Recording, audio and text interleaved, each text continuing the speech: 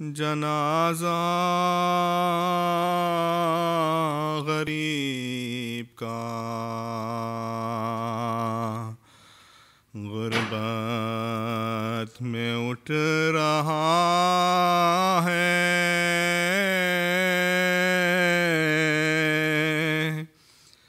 जनाजा गरीब का अर्ज़ो समा में शोर है बरपा गरीब का। कहते हैं सर को पीट के सब बेकसो गरीब। कहते हैं सर को पीट के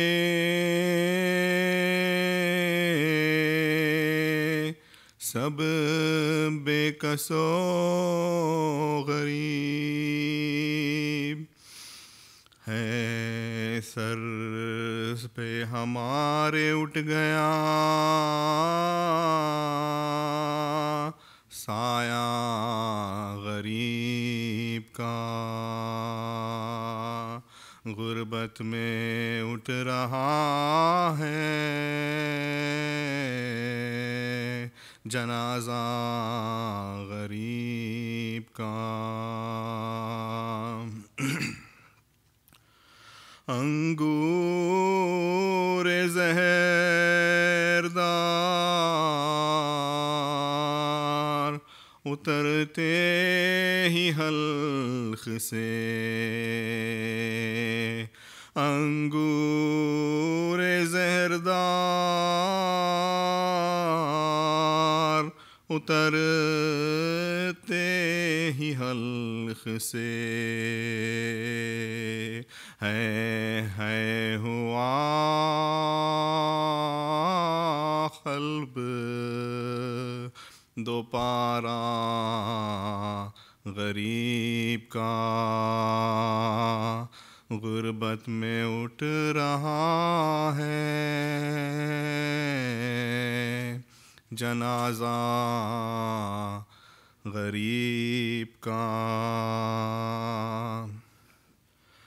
कोई ना था करे जो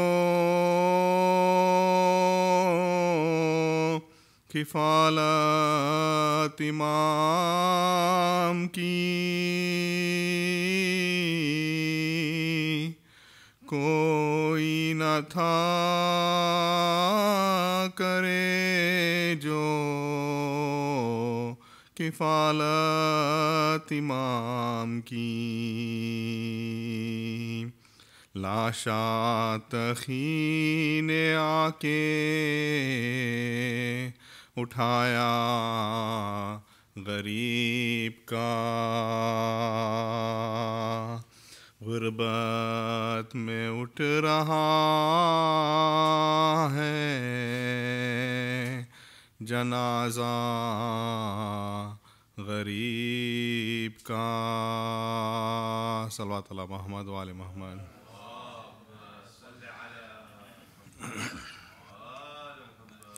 आज इमाम रज़ा शहीद हुए, शहे हर दो सरा शहीद हुए। के रंजो बला शहीद हुए, खाके ज़हरे दगा शहीद हुए। शेख के सब गुलाम रोते हैं, हमसे रुखसत इमाम होते हैं। सल्लल्लाहु अलैहि मोहम्मद व आले Mohammad.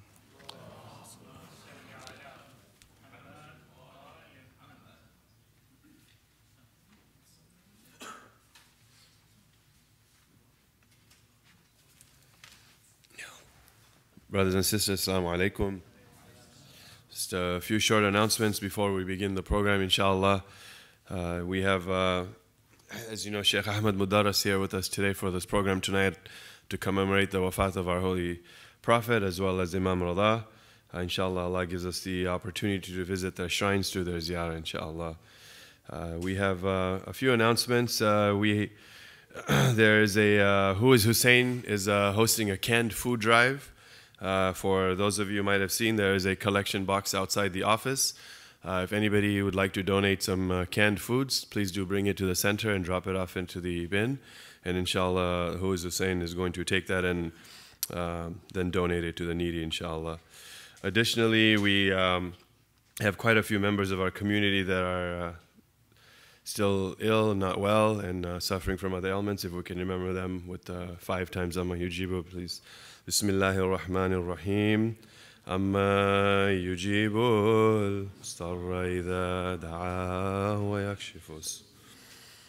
Amma yujibul mustarra idha da'a wa yakshifus.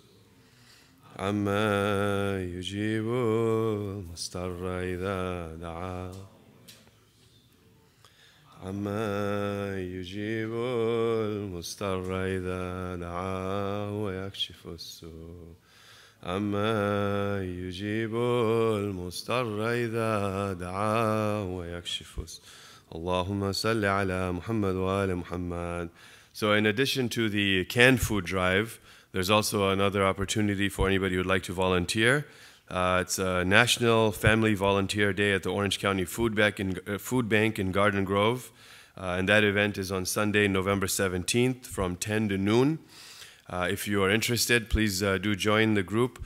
Brother Mahbub Dala and Sister Fazila Dala are leading that charge. If you'd like to, please join them on November 17th from 10 to noon in Garden Grove. Please do see them. There's also a large contingent of the Islamic Center of Orange County that will be there as well. So if you would like to join, please do see Brother Mahbub or Sister Fazilat, inshallah, for that. The event is open for all ages 6 and above. So your children, most of your children can also attend to, inshallah. The next program that was sent in the email will be coming up this coming Saturday to commemorate the Wafat of our 11th Imam and Bibi Masuma Yaqum. So hopefully we'll see everybody there, inshallah. That program will begin at 8:30. Unless there's a change, that is the schedule for the program right now. Tonight, please, we have quite a few members of our community who would like to be remembered with a Surah Fatiha for their marhum. So I will read off a list of names, inshallah, and then we'll remember all of them with Surah Fatiha, inshallah. So Surah Fatiha is requested for the following marhumin. Marhuma Nuri Bata, Rajab Ali Bata, Sugra Bai Bata, Amir Bata, Zainab Bata, Hamida Bata, Farhana Bata, the marhum of the J.M. Jaffer family, marhum Sadiq Somji, the marhuma Sakina Salim Somji, the marhum of the Khakku family, the marhum of the Kanji family, the marhum of the Lila family, the marhum of the Rafiq family, marhuma Khurshid Wellington, who we're also commemorating her 40th day since her passing today, inshallah. Marhum Bahadur Wellington, marhum Asghar Nathani, Mansura Deuji, Ali Zain Deuji, and the marhum from the Deuji family as well. Also additionally for marhuma Sakina Bai Karim, marhum Shaukat Karim, and marhuma Leila Bai Karim. Additionally, Surah Fatiha is requested for marhum Ghulam Abbas Pir Muhammad and the marhum of the Pir Muhammad family, marhum Muhammad Dinani and the marhum of the Dinani family. Additionally, also for marhuma Zahra Cheval, marhuma Amina Karmali, and the marhumin of the Karmali and the Dharamsi families, and the marhumin of all of our families, inshallah. Surah Al-Mubarakatil Fatiha.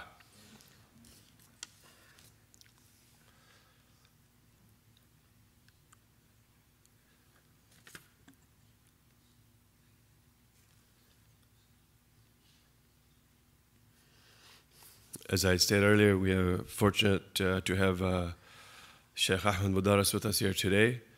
We're always looking forward to listening to speeches, Shaykh. So with a loud salawat, we'll welcome Shaykh to the member Muhammad wa ali Muhammad, salawat.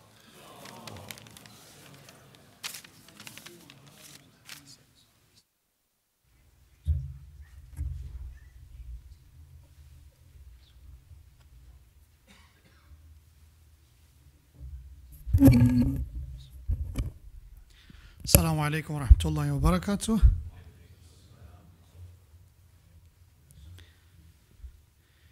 We are approaching the last day of the month of Safar, the 28th of the month of Safar, which will be the coming Tuesday, is the anniversary of the departure of the Holy Prophet. For the honor of the seal of the Messenger, Prophet Muhammad, recite salawat ala Muhammad wa ali Muhammad.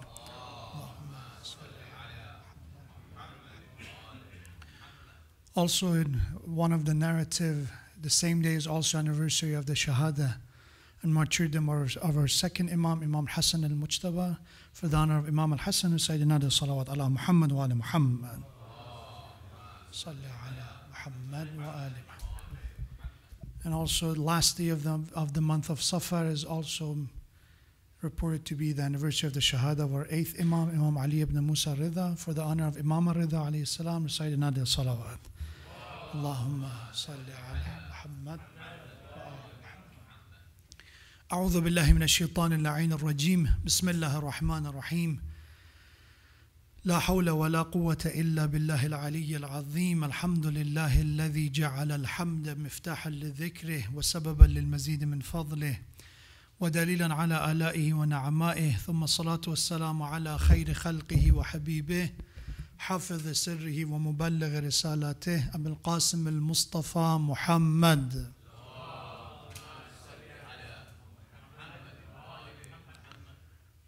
وعلى أهل بيته الطيبين الطاهرين المعصومين المكرمين واللعن الدائم على أعدائهم أعداء الله من الآن إلى لقاء يوم الدين. قال الله الحكيم في القرآن الكريم لقد كان لكم في رسول الله أسوة حسنة لمن كان يرجو الله واليوم الآخر صدق الله العلي العظيم صلوات على محمد وآل محمد.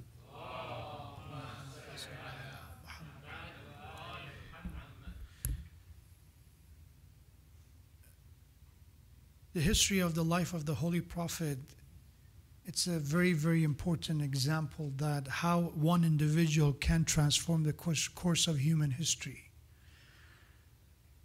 And also how much determination and faith could be transformative in the life of a human being.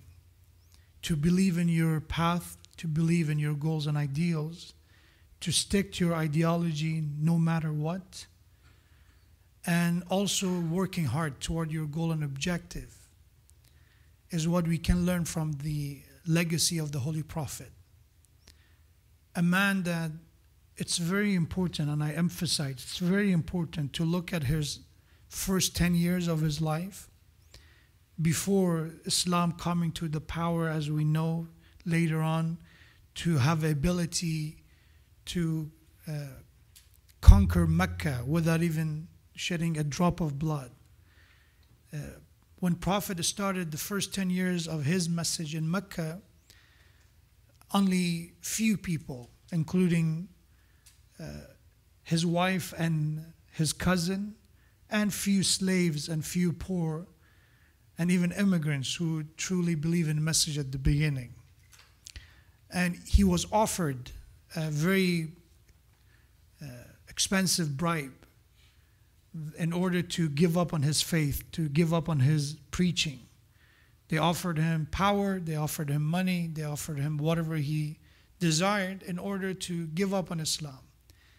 But that famous statement by him that if you place the sun on my right hand and you place the moon in my left hand and you ask me to even take one step back from preaching the message I believe in, I will not. That the treasures of this world is not enough for me to change my mind. And that is very important. And of course, we call him a prophet of God, but there is a lesson for all of us as a follower of that prophet to be inspired by that message and understand that sometimes to stand by our faith and our iman and our religion, it means that we have to give up on very, very expensive bribes that we tend to deal with on a daily basis. One of the people whose life was touched by the Holy Prophet is Salman al-Farisi, also is known as Salman al-Muhammadi sallallahu alayhi wa sallam. Allahumma salli ala Muhammad wa ali Muhammad. a man that his iman and his piety and his knowledge is well known among all Muslims, regardless of the sect. When it comes to the name of Salman, he's a man of respect. And when they asked him, somebody asked Salman to introduce himself, he said, Ana Salman ibn al-Islam ibn Adam. The way he identified himself, said, I am Salman, that I consider myself to be a child of Islam. That my true birth was when I found Islam. Prior to that, we know that he went to Sham in order to find truth. First, from Zoroastrianism, he became a Christian, and even when he was in Sham and serving the church, he was not feeling content and fulfilled by that message. And eventually, when he heard a prophet of God came in Arabian Peninsula, he came to Mecca and was introduced to the prophet. And since that moment, he stuck to that message till the last moment of his life. But his way of introducing himself is that part of identity that is important, that who we are. You know, it's important that to give priorities that how we identify ourselves. And for him, his background, his ethnicity and nationality was not the priority. Especially among the Arab at the time, being an Arab was an honor. You know, being an Arab was a source of probably pride. And that's the reason when they ask him to introduce himself, they usually introduce themselves with their forefathers. Always ancestors were a reason of pride among Arab. That you are the son of that person and that person is of that person, so your lineage is very important. But his way of introducing it shows that there is something that supersedes and is beyond the importance of your ancestors and forefathers, and that is your faith. That he said, I am a child of Islam, and if you go about fathers, I'm son of Adam alayhi salam, which is kind of a criticism to the way that the Arab, the ignorant era, pre-Islamic era, were giving so much importance to forefathers that he said, okay, if you want to go to somebody that you have pride about, I am a son of Adam alayhi salam, as well as all the other human beings. Talk about what we have in common between Arab and non-Arab, Ajam and Arab. This topic is probably a very repetitive topic, but is a very relevant issue. And the issue of racism, the issue of nationalism, has become, unfortunately, as you know, there is this shift in a lot of countries toward nationalism. Not very long ago, you know, Brazil, they just elected a new president, which he is well known to be a nationalist. He is his also kind of method of campaigning is very close to the previous election that we had here. Put your country first. It's important to, focus on our own people. And even sometimes having pride in who you are as a nation, which is fine. But unfortunately, nationalism, it become a negative ideology when in the name of nationalism, you're able to undermine your values. That's the problem. When you see that you justify protecting yourself, even if the cost of that is hurting other people, this is a relevant matter. And this is not a matter of, living in North America anymore. This is becoming a very universal issue. Greece is going back to there is a movement called Golden Dawn, which is very, very similar to fascist movement in Italy. They're even a symbol of respect and regarding each other is very similar to the way of Nazis. The Golden Dawn in Greece, their way of basically greeting one another is the same symbol of Hitler, except instead of the open hand is a closed fist. That's all it is. And their basically motto come from the book that is basically the inspiration for Nazis in Second World War. We see that in Sweden, we see that in many other European nations, even in Australia. Nationalism is coming back. The sense which is one of a derivative of racism. And you heard it recently, right? That even within the US politics, the word nationalism was a negative word. It was accepted it was bipartisan. It was both sides would accept that the word nationalist is not a good thing. But we see that the president said that, I'm not embarrassed to say I'm a nationalist. It means that I care too much about my country. The issue with that, especially at the time and age that we live in, that these issues, unfortunately, is affecting in a universal level the movements that are happening. I gave you an example of President of Brazil, and he was elected. Populism and saying what a lot of public wants, even if that's wrong, has been happening. And we see that when these caravan is coming from South America, one of the recent statements was that if we're going to throw a rock at the army and the soldiers, we're going to treat every stone as a bullet. It means that we will reciprocate, we will show basically a very fierce and violent reaction, because we're not going to be like the Mexican police who just watch and let them throw a rock at us. And not that surprising that when Nigerian Shias, they did the Arbain walk, and when the Nigerian army, which they are the watchdogs of Saudi, when they killed more than 60 people in that walk, their Facebook, the army, the Nigerian army, what they posted on their Facebook. And this is not, by the way, conspiracy theory or bias. This has been reported in the New York Times. The Nigerian army posted of the same part of the speech of the President of the United States that say we treat the rocks as bullets, to say the reason we killed those 60 Shia people who participated in the March of Arbain, they were throwing rock at us and we treated like bullets, and that's the reason they got killed.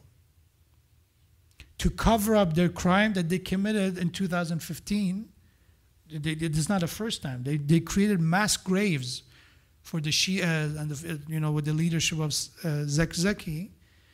In 2018, they repeated it, but right now they have a cover-up that other peoples are doing it. That's not done. We're not doing anything wrong.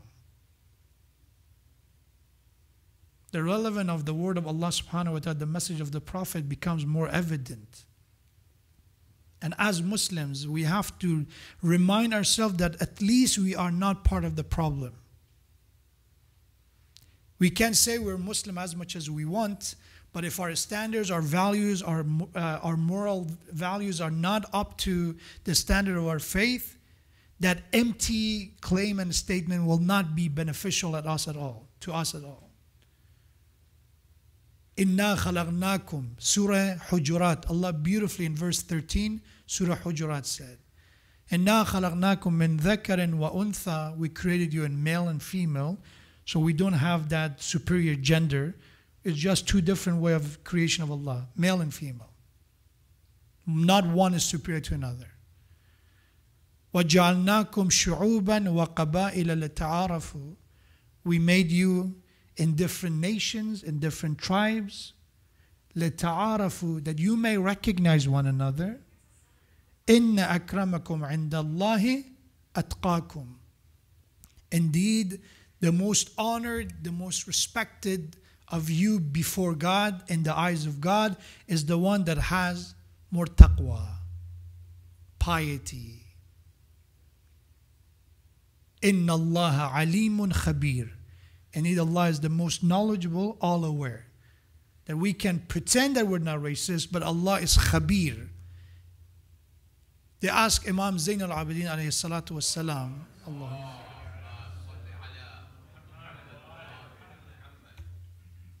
to define asabiyya.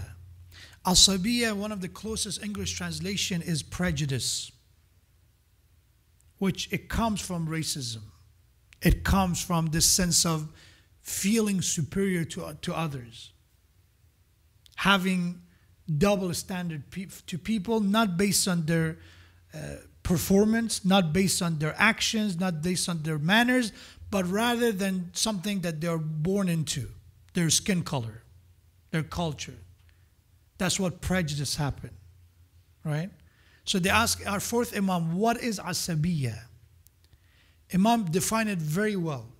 So when you prefer and you choose the worst of your people could be your tribe, your family, your nationality, your race, whatever. When you prefer and choose the worst of your people over the best of others, that's what asabiya is. As long as you are this, but if you have the worst quality, I don't mind. If the other person is coming from a different background, but they have a lot of good quality, I don't care because they don't have what I want. What is more important to me? That's what asabiya is. That's what Jahiliyyah, the pre-Islamic era, the Arabs were dealing with this.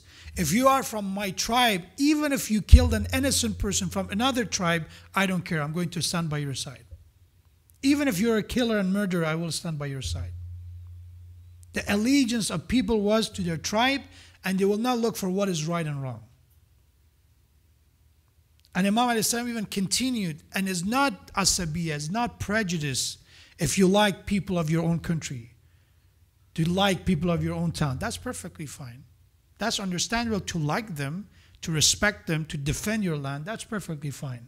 But asabiyya is when it comes to selection, when it comes to choose, you go and choose worst over good because of that, as I said, unearned quality, such as race. And this is the teaching of the Prophet that was so universal. The first thing he said as a Prophet of God, who are the first people who converted to Islam beside Imam Ali and Hazrat Khadija salamullah alayhima? Who else? Anybody? First people in Mecca that they believed and accepted the message of Islam. Slaves. Slaves were the first one. The first two shaheed, the first two martyrs of Islam, a man and woman, are coming from the slave, unfortunately, the underprivileged part of this society. One is Yasir, the father of Ammar ibn Yasir. Yasir and his wife Sumayya. These are two first shaheed. Because when they received the message of Islam that quality is taqwa, is not that because they were born into the nation that they were used to be slave traders and they end up becoming slaves. That's not the matter of who they are. That Allah subhanahu wa ta'ala does not evaluate you based on your skin color. That even Prophet said, La fakhra ala lil Arabi ala al-Ajam. There is no pride, there is no superiority of Arab over Ajam. Everybody before the eyes of Allah are equal. Your taqwa matter. That was so appealing, so attractive, because it's along with the fitrah. Intuitively, innately is part of our existence that we love idala. We love justice, we love fairness. And that's the reason it basically is synced with our fitrah. The message of Islam is synced with our fitrah. That's the reason when we see George Jordan, a Christian, a Lebanese, a Christian, who wrote a book about Ali ibn Abi Talib, said, did you convert to Islam? Did you become a Shia? And said, no, but I love justice. And I read the life of Ali ibn Abi Talib and I admire the justice of Ali ibn Abi Talib. Khalil Gibran, another Christian author, well known even in America, he said, when I read about Ali ibn Abi Talib, I want to call him that he is higher than Jesus. The amount of things I read about him, my religion as a Christian doesn't let me to say that he's in status is beyond Jesus. My religion doesn't let me.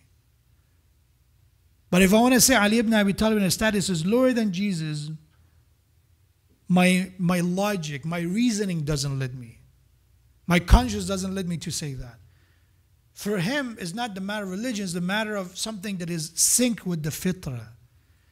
You admire justice. You could be Gandhi and you admire Huseini ibn Ali, or you could be, as I said, George Jordan or Khalil Gibran and you admire Ali ibn Abi Talib or the Holy Prophet. And when we see there is this repulsion, we see that people push and reject, it comes back to the part that we added something or we altered something that is not part of the fitrah of the human being. When somebody comes to a community, to a masjid, and they feel that they're second-class citizen, God forbid, because of their skin color. They feel that they're not being respected because of their taqwa. If it then happens, doesn't matter how well we recite the Holy Quran, that part is so repulsive that those people will not be able to come back to that society and that community again. So fitrah of the human being is sync with justice, with idala, with fairness. And as a human being, we should know that we don't like racism. By fitrah, we don't like it. But we don't understand it if we are the racist, right? If we are the one that we're discriminated against, we feel it, right? If we are the victim, we feel the pain. But if we are the perpetrator, if we are the one responsible, unfortunately, sometimes we are clueless. We become, to that state of ghafla, forgetfulness, that we don't know what's happening. And you see in Quran, Allah repeats, the tradition of the Prophet repeats, believers, assess yourself. Imam Ali alayhi salam, Rasulullah looked back at people after every prayer. Ibadallah, servant of God, assess yourself. Hold yourself accountable. Hasibu qabla an tuhasabu. Assess yourself before it's too late. Because when it comes to others, we are a good accountant for others, right? We examine other people's very well because we look at from external point of view. Oh, they're doing it wrong. They're doing it wrong. But if we are the one committing it, if we are the one that unfortunately we are guilty of that, what we are criticizing, we tend to forget about it because, again, we're not looking from outside. So self-assessment is the key. So Salman is a person who was transformed by that beautiful message of Rasulullah, by message of Allah, which is synced with the fitrah of the human being. Doesn't matter if he's Ajam, if he's non-Arab, he's from Persia, doesn't matter. He feels that he's a child of this religion. He feels that this ummah is supposed to be together. It's a very idealistic approach, but that is the ultimate approach. That taqwa is the key, piety is the key. So look at our scholars, our mujtahideen, right? Our maraji. The two key standards, and it doesn't matter if you look at Ayatollah Khouyi, may Allah bless his soul, or you look at the Ayatollah Sistani, Ayatollah, it doesn't matter what marja you look at. They tell you the two standards that every marja has to possess, which are important, is knowledge and taqwa. If they had the most knowledgeable status and they have the taqwa, you have to follow them. Doesn't matter what nationality they're from. You don't see in any of the Islamic law book that they care about the race or nationality of the mujtahid. It's not important to them. And when we talk about racism, again, I just wanted to understand, we're not just focusing on the black versus white. We're not just focusing about the obvious form of racism in America, which exists. We're talking about any form of racism that could be sometimes brown against brown. Nationalism. That I consider my brownness different from other brownness. In Africa, there were actually, if you look at Rwanda, what happened in Rwanda, in Kenya, a lot of you are familiar with the history. There was sometimes genocide, black versus black. Because one would consider themselves superior to other. Consider themselves the pure race versus another. So all these forms in Islam is what is a warning sign for all of us. So Salman, this man whose life was transformed by Islam, there's a hadith by him, and inshallah I finish with that hadith. Hopefully that's I believe is a great lesson from the Prophet to all of us, that if Salman's life was transformed by the message of Islam and the Prophet specifically, all of us, alhamdulillah, we are blessed to be born into Islam. Majority of us, we were born as Muslims. But to become a mu'min, that's the choice we have to make. We are born Muslim, but we're not born mu'min. We have to actually strive, struggle, work, in order to reach Iman. We have to pass certain criteria and challenges in order to become a mu'min. If Imam Huseini called Ya ayyatuhan nafsul mutma'inna, that he is the rested soul, the soul at peace, he proved himself. If Rasulullah is called لَقَدْ كَانَ لَكُمْ فِي رَسُولِ اللَّهِ أُسْوَةٌ حَسَنَةٌ, indeed in the character of the Prophet is a very obvious and a great role model and example that you can look up to. In his life, he proved it that he is a great example. The way he dealt with children, the way he dealt with elders, the way he dealt with his own family, every aspect of his life is a clear proof that why he's a worthy role model. It's not just to follow him blindly. Look at his character and see what is worthy to look up to. So inshallah, by this hadith, which is narrated from Salman, we inshallah look up to that standard of practicing these teachings in our lives to reach the state of Iman, inshallah. So Salman said, أوصاني خليلي بالسبع خصال لا أدعوهن على كل حال.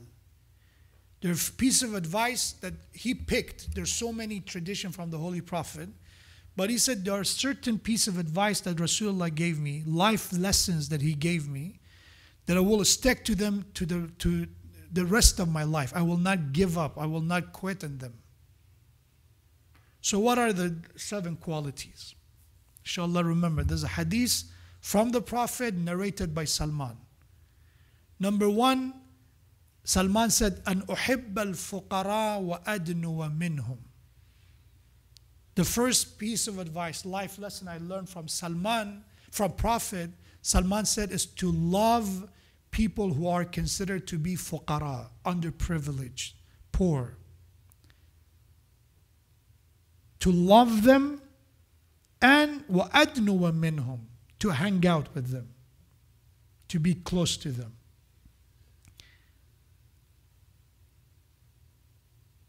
I've been reading recently a book, 12 Life Lessons, is written by psychologist David Patterson.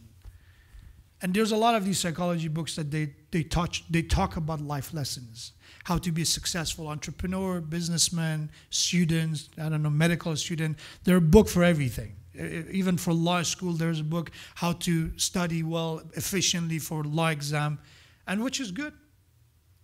One thing that I see in many of these books is, when it comes to business especially, is that in order to be successful, you have to surround yourself with successful people.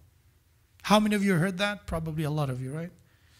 You have to change your mentality. Think like a winner. Think like a successful person. If you have, for example, we have about Theodore Roosevelt. Before he became a president, he was working in a university. And since young age, he was planning to become the president of university and eventually become a politician. But his idea, according to the history, I was the other day reading about it, he said, I have to work in the president office of the university. So he got a very, very demeaning job, which literally was mopping the floor. Spending time there, he eventually get a job, sitting at a desk, doing some clerk work, being a clerk. Eventually get an assistant job, and then eventually become vice president. Years of working, he learned the system, and then become the president of the university. So they say as a lesson that if you want to be successful, you have to put yourself in that position. And even as a doctor, I said, okay, you have to be an intern if you want to work somewhere, right? To learn some experience. These are very common, that's being said, which is nothing un-Islamic about it. To spend time with somebody who's an expert and successful is perfectly fine. Same thing we have when surround yourself, when you want to maintain your iman, spend time with mu'mins, right? If you want to be somebody who care about your prayers, try to find people who also care about prayers. Because usually, always peer pressure exists even among elders. It's not only young people. You will be surprised that 50 years old and 60 years old who hang out with the wrong crowd and they change. 60 years old. it's very uncomfortable to usually be the single odd. We always want to be accommodating to others as human beings. We want people to like us. That's our nature. So that even about Iman is applicable. But this piece of advice of the Prophet is golden. Because what happened when you spend all your time with the successful and rich and resourceful and networking, your way of looking at people become very objective. That peoples are not human beings anymore. They're just tools and wasila in order to help you climb higher. When you look at them, oh, let me just spend time, talk to this person, I get their contact number eventually, maybe one day I can use their influence and networking, our way of looking at humanity becomes more of a, a stair way of looking at him. Is another step. Another step. And that pushes us to undermine our ethical values. It becomes easier to cheat and deceive and be selfish because I want to be successful. But to love fuqara, it means that to go back to your nature as a human being, that ultimately every human being before God has honor, and our responsibility is to be successful, but without undermining other people, without hurting someone else in the process of achieving success. It's not success no matter what. It's success to achieve a certain goal in order to do something good with it. But in the business cycle, in a professional cycle, unfortunately that tends to be eventually an obsolete matter. But to love fuqara is to bring ourselves to our true nature. To love them, not to pretend. Because love is not about pretending. So it's two-part, the hadith. أُحِبَّ الْفُقَرَى, to love them, so that is something you cannot fake. وَأَدْنُوَ مِنْهُمْ, and hang out with them. So both pieces has to be there. Because when you love them, it means that you still have that decency, still have a soul. That's what Abu Abdullah, Ahlul Bayt's love is so unique. That Rasulullah's way of looking at people is not their sheeps. No, they are a creation of God that they need help. And that's the reason the verse of Quran revealed about the Prophet. فَلَا تَذْهَبْ نَفْسُكَ عَلَيْهِمْ حَسَرَاتٍ. Try to connect what I'm trying to say. I know it's a bit sometimes to follow the train of thought, but it's the beauty of the word of the hadith and the Quran. The Quran says, Ya Rasulallah, why you are torturing yourself over regrets about these people? Don't do it. God is telling the Prophet, فَلَا تَذْهَبْ نَفْسُكَ, to stop hurting yourself. And literally it's like you're melting. Hasarat, that you have so much regret that why they don't listen, why they don't receive the message, why they still do the wrong thing. إِنَّمَا أَنْتَ مُذَكِّرْ لَسْتَ عَلَيْهِمْ بِمُسَيْطِرٍ. Prophet, you're just a reminder, you cannot control their action. Why Allah has to say that to the Prophet, that you're just a reminder, you cannot control their action? Because Prophet is so invested to help them that he tries over and over. They throw trash at him, but he doesn't give up. He go back to them. They curse him. He go back to them. They plot his death to kill him, but it's still to have hope that to guide them. You cannot have this approach, this attitude, if you look at people as sheeps. Is that you love them. Individually, every one of them, you want them to be better. You want them to be different. So that's the first piece of advice, to love poor people. My dear brothers and sisters, in our community, besides spending time with the people that we try to learn experience from them, learn their wisdom, that's perfectly fine. There's not a replacement. It's an addition. In addition to spend time and talking and discussing with them, also talk with people who are less privileged. Spend time with them, talk to them. If they invite you over their house, accept. That is a very good way to practice humbleness. Number two, Salman said, Rasulullah told me the second piece of advice was, to an asila rahimi walau kana qati'a, to connect myself with my relative and my family, even if they are the one who disconnected themselves. Even if they are the one who cut off themselves from me, I still try to approach them. Sila rahim, connecting with relatives, visiting them, asking how are they doing, it's one of the major part of our religion as a Muslim. And we have that those who cut off relation, recite the salawat ala Muhammad wa ala Muhammad. Those who cut off relation is one of the sins that impacts our livelihood in this dunya. It's one of those sins that some form of the consequences come here in this life.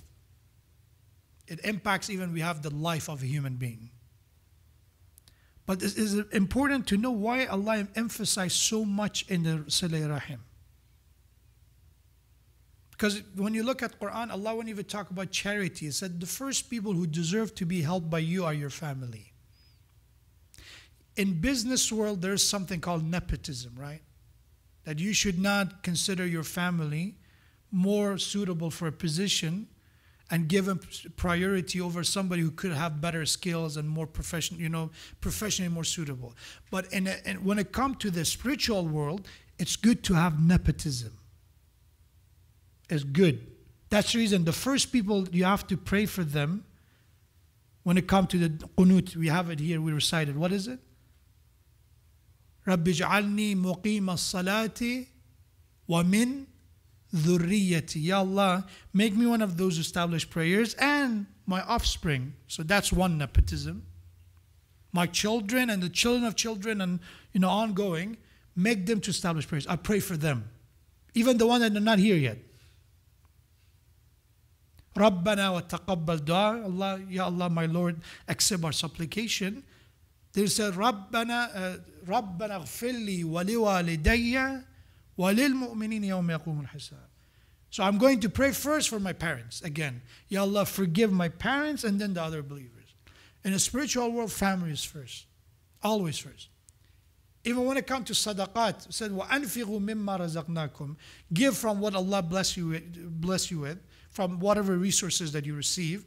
And then who are you have to give the first people to? وَإِذْ أَخَذْنَا مِيثَاقَ بَنِي إِسْرَائِيلَ لَا تَعْبُدُوا إِلَّا إِيَّاهُ وَبِالْوَالِدَيْنِ إِحْسَانًا وَلِذِي الْقُرْبَى.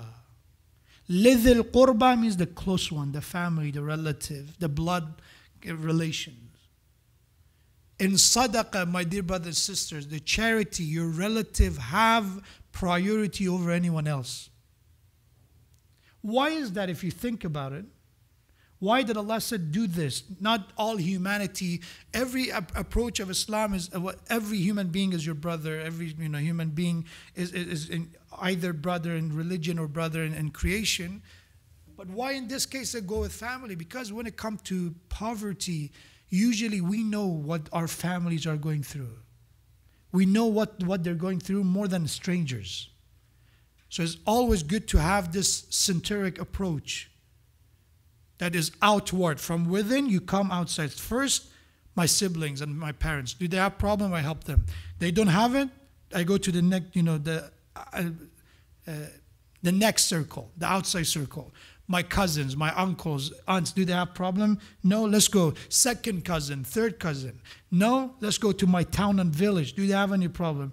Because I know more information about them rather than learning new information about a community that I just heard about them. I know if they're saying the truth. I know what is their essential need. That's the reason I start with relative. When it comes to zakat, relative. When it comes to khums, relative. Relative have superiority. And sometimes religious people ask me, what if they don't pray? They don't pray. You hang out with them. You visit them. Maybe inshallah they will be encouraged. What if they don't do this or do that? As long as you're not affected by their wrong practices and sins, you have to go. Even call them. The thing is that how many of you received advertisement in your mail every day? How many of you get these marketing and promotional emails every day? And you say unsubscribe, right? Please stop sending me. And you still get it. Right? Why is that? Because the importance of getting connected, getting in touch, advertisement is proven. They waste that money because it costs money, it's not free. Because they know there's going to eventually, there is a percentage of people who will be influenced by that. They don't give up on us as consumers easily. In a spiritual world, I believe we quit very quickly on people. We give up on them. That was my relative, they don't do what is right, and we give up on them, and we give up on them. Sayyidina salawat ala Muhammad wa ala Muhammad. I think that was a sign for me, inshallah. I keep it short, inshallah. In the spiritual world, we should not give up. We said one time, we'd called them one time. They didn't answer my call one time. And I said, okay, I did my part and I give up. I move on. And when it comes to the wrong approach, people don't give up easily in preaching people for the wrong side. They don't give up on them easily. So there is a gathering of sin. Even let's say in an American culture, there's a lot of drinking programs. You should see youth, how much they encourage each other, not to drinking, but other gathering. Oh, you have to come. You should come. It's fun. It's good. It's not even haram gathering, but it's the way that they encourage each other. When it comes to the spiritual part, let's say it's the Muharram program, is the 20th of Safar program. Did you talk to your cousins or somebody? Yeah, I tried. I told them last year, if Allah wants them to come, they will come. We give up easily on that. Our marketing, we were just talking about it, our promotion of events is not as strong because we consider we don't need to put that much effort in it. And the most important role we could have is for our relative before strangers. If I cannot influence relative, the chance of strangers is lower than relative. You know, in Hausa, they used to say that it was being said that the people, when they start leading Jama'ah prayer, you know, congregation prayer, people usually ask, I don't know if I'm adil or not. You know, if I'm suitable to lead the prayer or not. And one teacher I remember was a teacher, may Allah inshallah, if he's alive, may Allah extend his life. He gave us a very simple tip for the new student. He said, if your family pray behind you, you're suitable to lead Jama'ah. If your mom, your sister, your dad, your brother, your wife, your children, if they find you suitable, you are suitable. And if they don't, the idala is not there. Family is important. That's the second piece of advice Rasulullah said, Salman.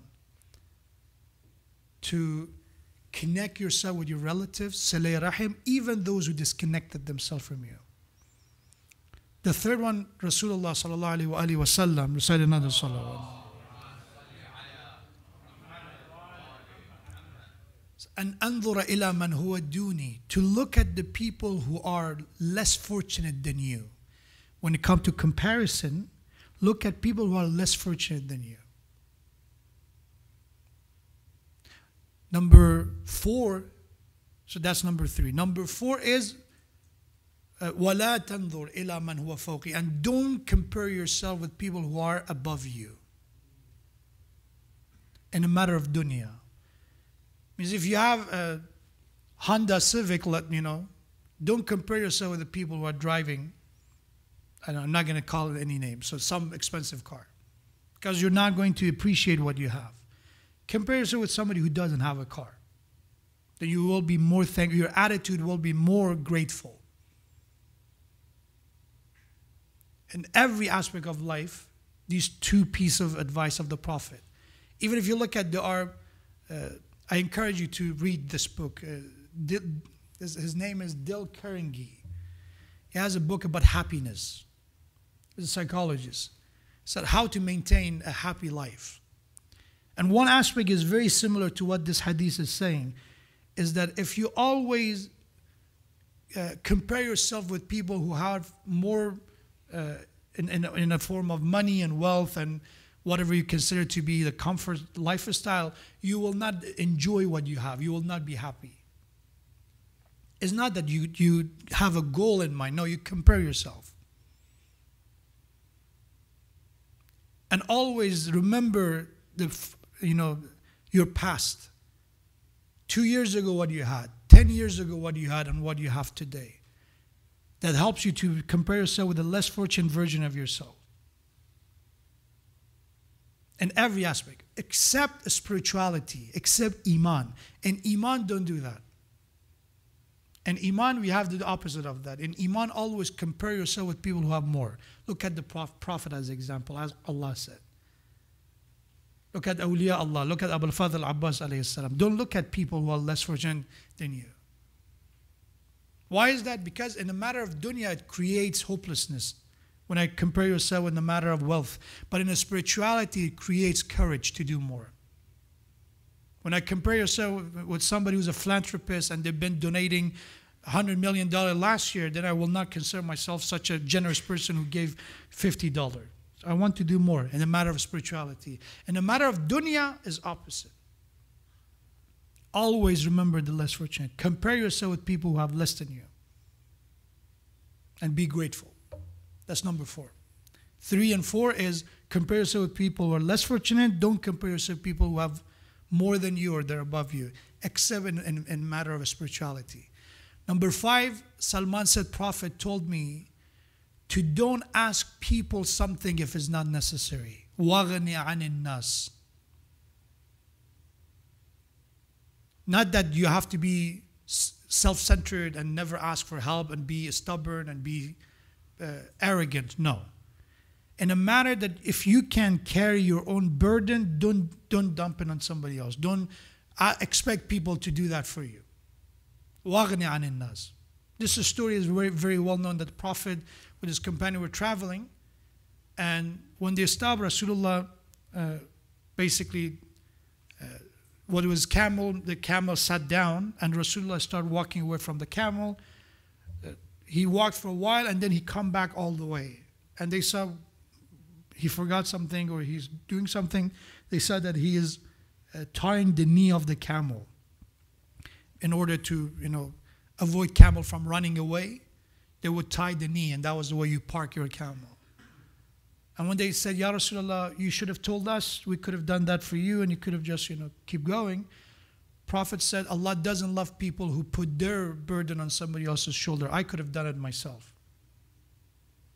That's the fifth piece of advice that Rasulullah told Salman. Do your own thing if you can.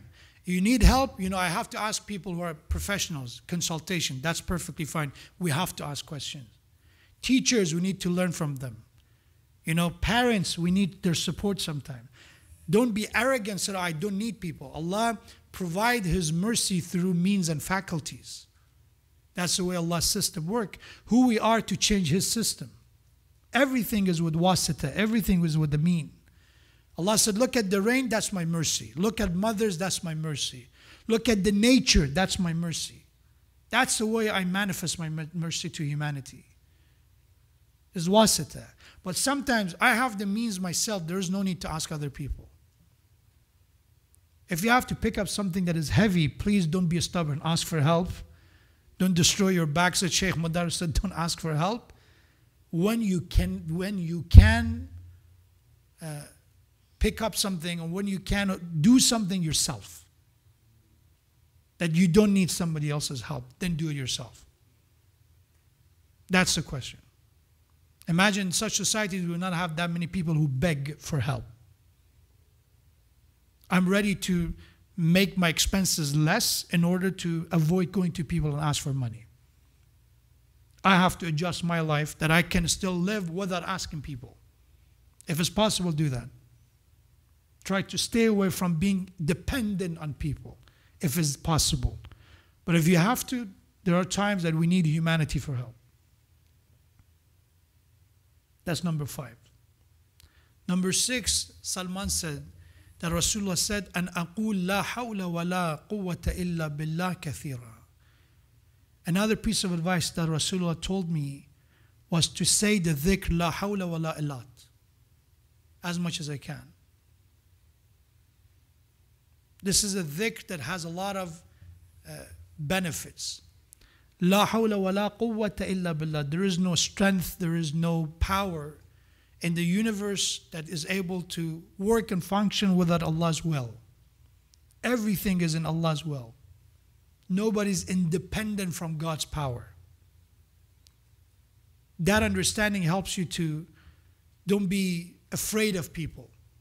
It controls fear, it controls anxiety if you understand it properly. La hawla wa la quwwata illa billahi al-aliy al-azim. Is mentioned that Imam al-Huseini recited this dhikr, this prayer a lot in the day of Ashura, which is a prayer focused on understanding that when you only count on yourself, that will be dangerous. When you put your hope on Allah subhanahu wa ta'ala, you understand that ultimate power comes from Allah, that balance your understanding of the world. Recite another salawat ala Muhammad wa ala Muhammad. And the last one, Salman said, Rasulullah told me was, An aqul al-haq walau kana murra. To say the truth, even if it's bitter, even if it's unpleasant. Because usually we say the truth when it's not costing us anything. When it comes to the moment that our respect, our interest is in jeopardy, that's the moment we bend the truth a bit, right? We twist it a bit.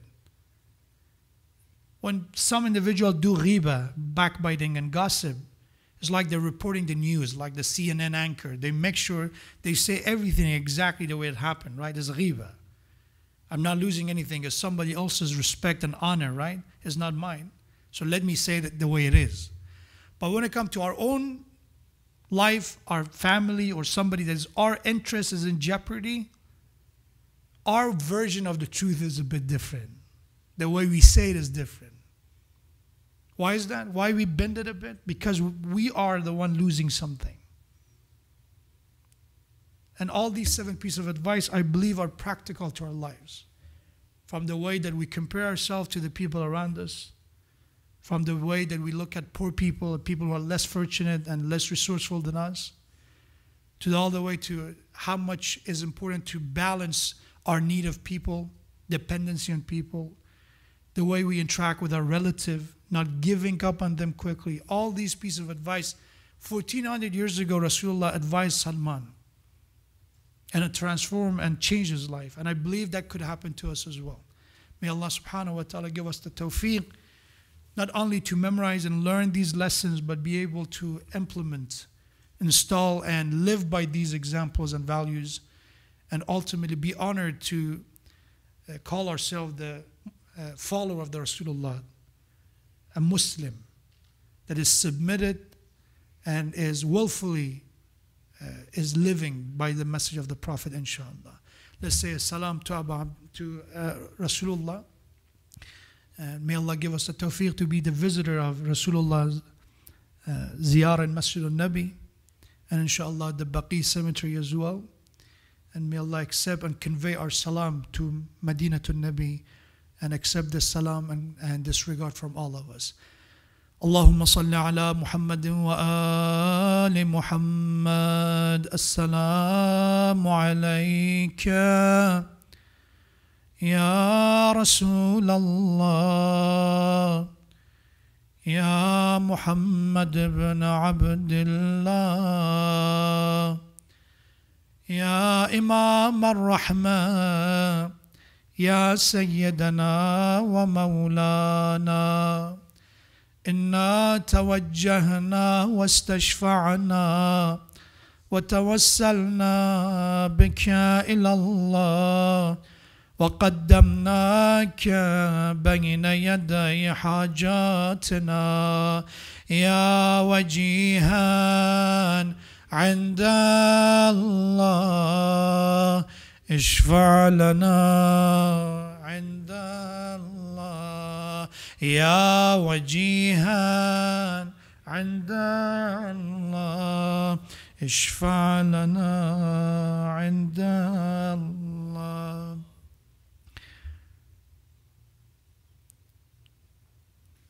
There is a riwayah that on the last day of the life of the Prophet, when Rasulullah was on his deathbed,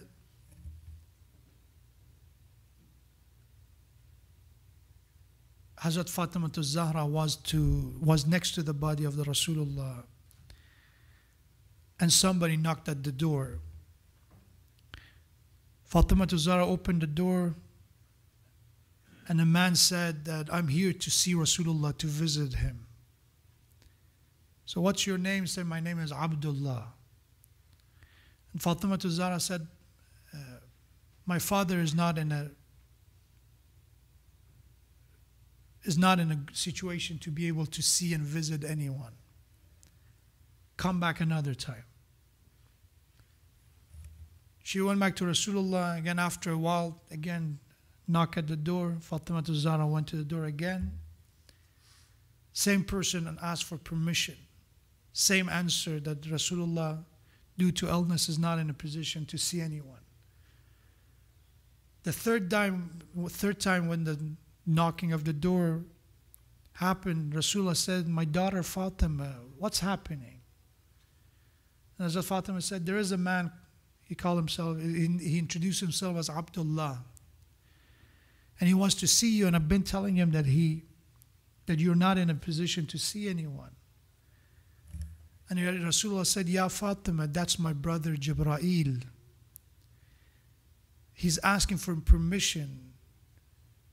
And I'm the only one, and this is the only house that Israel is asking for permission.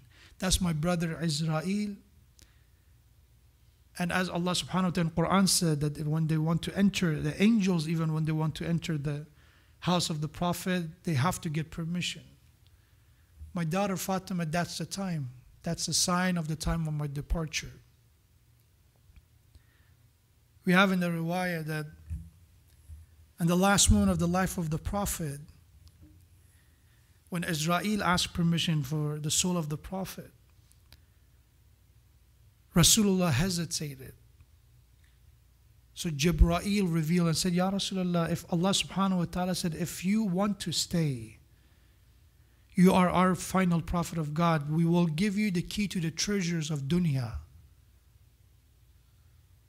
If this is your will, you can." And Rasulullah said, "No, the reason is not that I'm afraid or concerned to visit my Creator, but my concern is my ummah.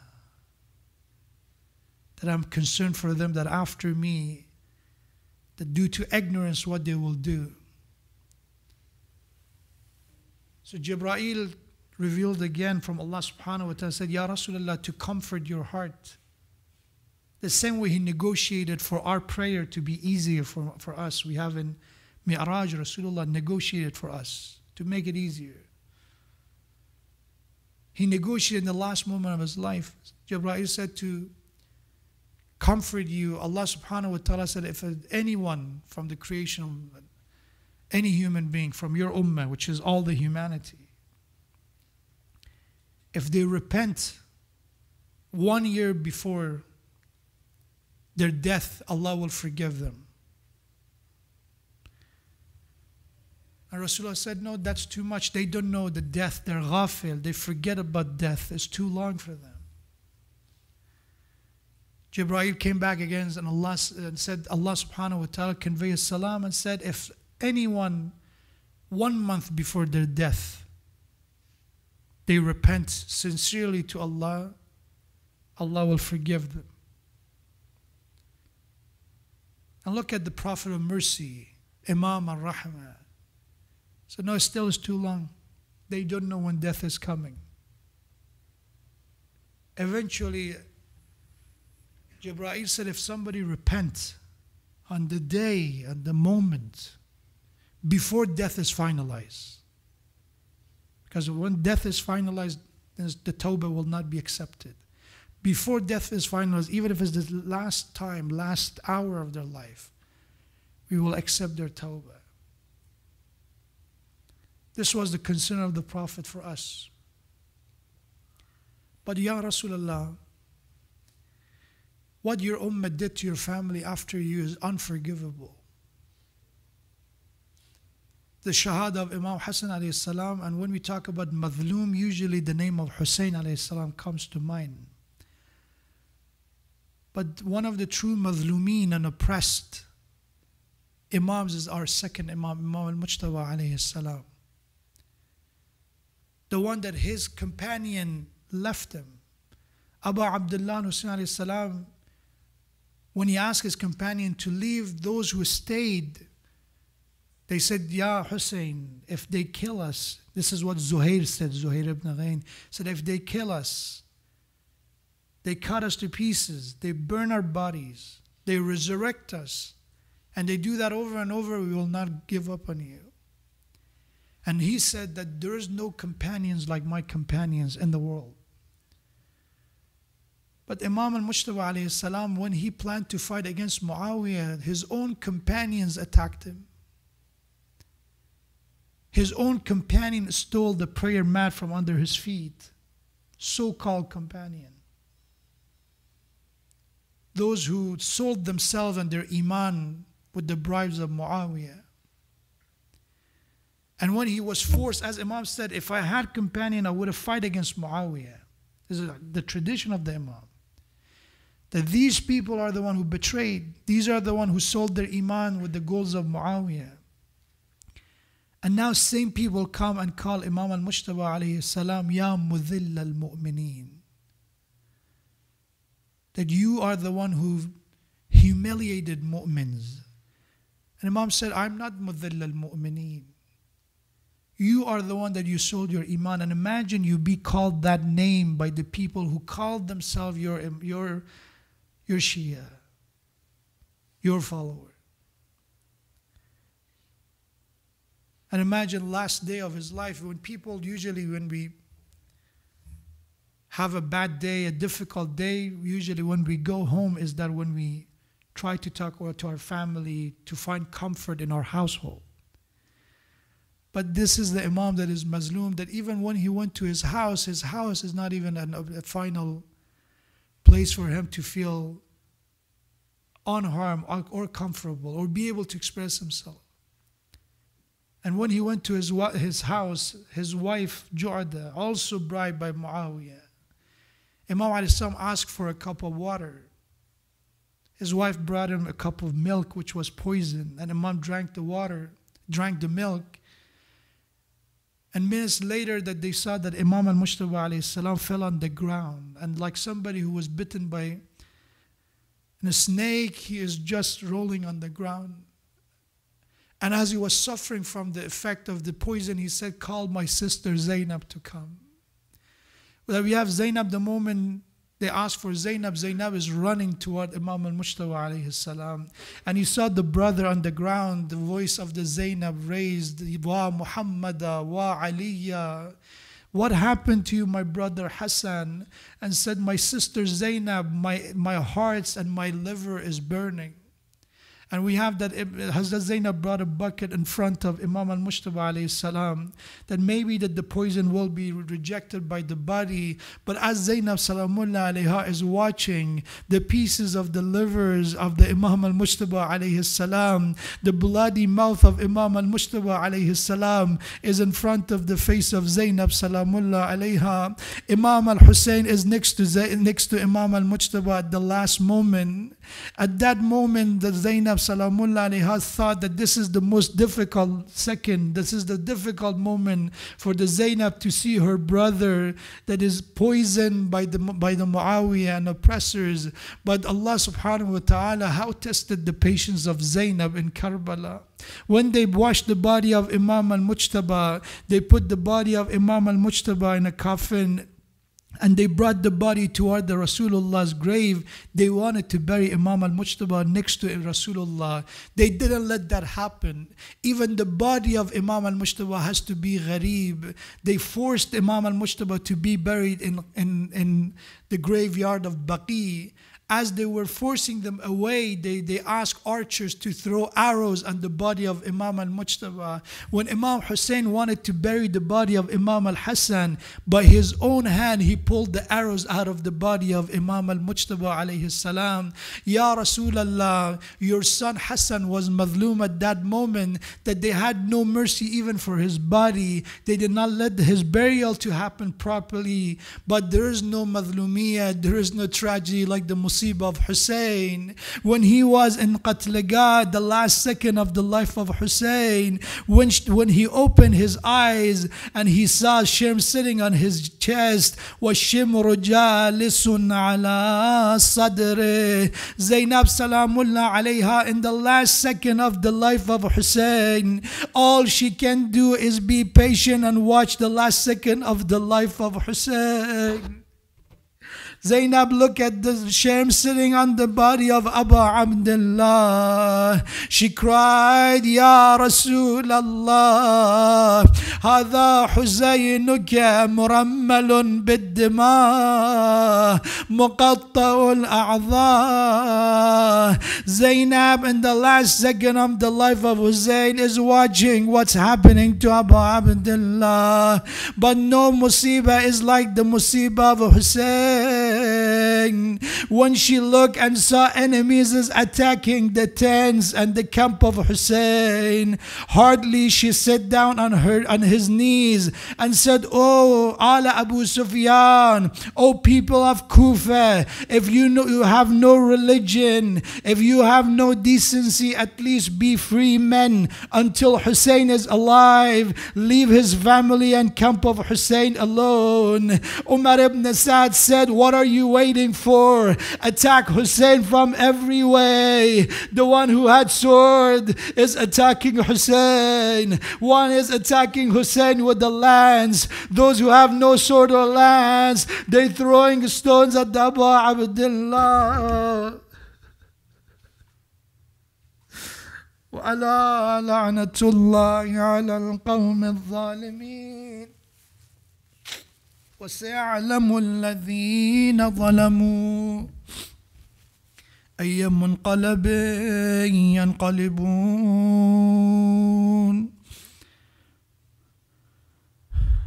اللهم إنا نسألك اللهم وندعوك باسمك العظيم الأعظم العز الأجل الأكرم.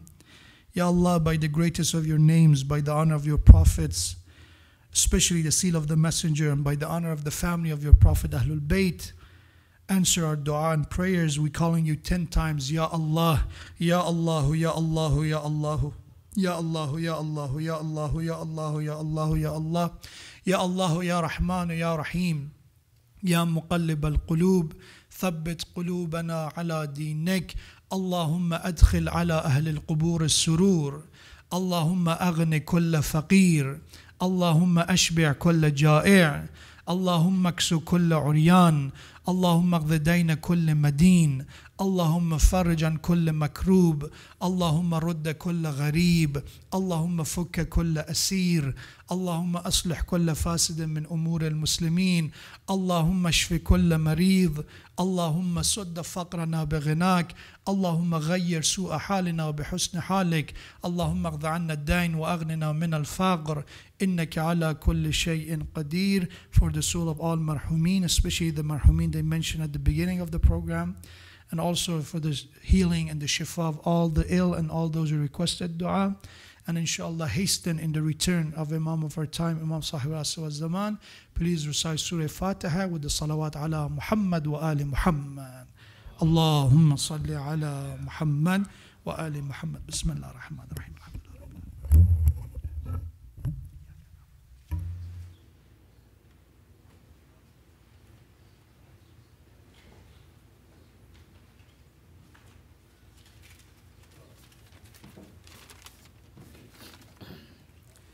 ختم رسول کا آتا جنازہ ہے یہ دین کے سلطان کا आता जनाजा है ये, करती है ज़हरा बुका, बाबा रसूले खुदा, आह ये क्या हो गया, आता जनाजा है ये। ज़हरा खड़ी लाश पर करती है हरदम बुका, सर से उठा बाबा मेरा, आता जनाजा है ये। रोती हूँ शामो सफ़र, गम में तेरे ऐ पिदर, चैन नहीं या मुस्तफ़ा, आता जनाजा है ये। रोती है ज़ैनब खरी, सर भी है उनका खुला, मुँह तो बालो ज़रा, आता जनाजा है ये। रोते है जिन्नो मलक, वीरा मदीना हुआ, चल बस सूये जिना, आता जनाजा है ये। या हुसैन या हुसैन या हुसैन या हुसैन या हुसैन या हुसैन। हज़रत नबी जहाँ से गया वहाँ मुसीबता, हज़रत नबी जहाँ से गया वहाँ मुसीबता, सर आज फ़ातिमा का खुला वहाँ मुसीबता, हज़रत नबी जहाँ से गया वहाँ मुसीबता, हज़रत नबी जहाँ से गया वहाँ मुसीबता, सर आज फ़ातिमा का खुला वहाँ मुसीबता।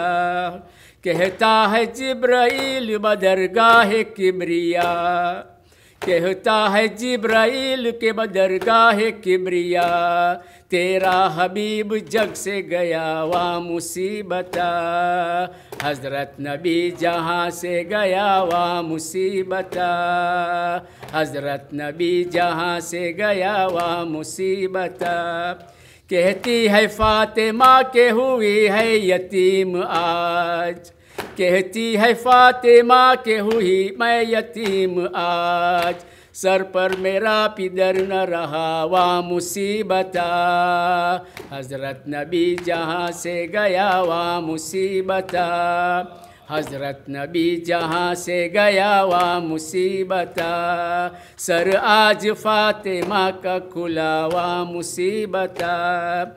ऐ ज़िंदगी मेरी नहीं होगी जहान में, अब ज़िंदगी मेरी नहीं होगी जहान में, ऐसा ही दुख है मैंने सहा वहाँ मुसीबता, हज़रत नबी जहाँ से गया वहाँ मुसीबता, हज़रत नबी जहाँ से गया वहाँ मुसीबता। सर आकुले है आज के चूल्हे हुए हुसैन, हज़रत नबी जहाँ से गया वहाँ मुसीबता, हज़रत नबी जहाँ से गया वहाँ मुसीबता, सर आज फ़ातिमा का खुला वहाँ मुसीबता। या हुसैन या हुसैन या हुसैन या हुसैन यूं फातिमा कहती थी भैया मेरे परदेसी, यूं फातिमा कहती थी भैया मेरे परदेसी, ये कैसी खबर पाई भैया मेरे परदेसी, यूं फातिमा कहती थी भैया मेरे परदेसी, यूं फातिमा कहती थी भैया मेरे परदेसी, ये कैसी खबर पाई भैया मेरे परदेसी। खुश निकले थे वतन से फिर आए न वतन में, खुश निकले से वतन से फिर आए न वतन में, कैसा सफ़र हुआ ये भैया मेरे परदेसी, यूं फातिमा कहती थी भैया मेरे परदेसी, यूं फातिमा कहती थी भैया मेरे परदेसी, ये कैसी खबर पाई भैया मेरे परदेसी। मैं जिक्र क्या करूँ अब तुम मर गए भैया जब, मैं जिक्र क्या करूँ अब तुम मर गए भैया जब, जिंदगी नहीं बाती है भैया मेरे परदेसी, यूं फातिमा कहती थी भैया मेरे परदेसी, यूं फातिमा कहती थी भैया मेरे परदेसी, ये कैसी खबर पाई भैया मेरे परदेसी। रहमुल्लाह मनादिल फातिहा।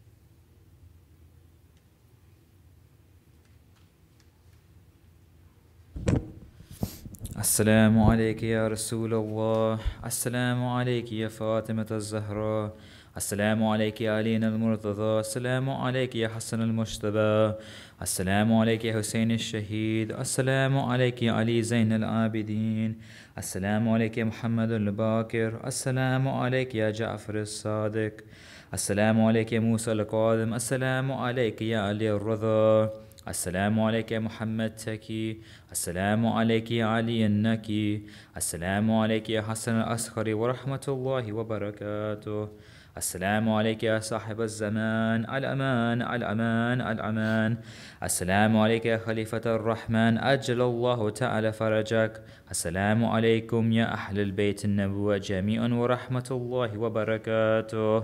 اللهم صل على بسم الله الرحمن الرحيم. اللهم كن لوليك الحجة ابن الحسن صلواتك عليه وعلى آبائه في هذه الساعة وفي كل ساعة وليا وحافظا وقائدا وناصرا ودليلا وعينا حتى تسكنه أرضك طوعا وتمتعه فيها طويلا برحمتك يا أرحم الراحمين.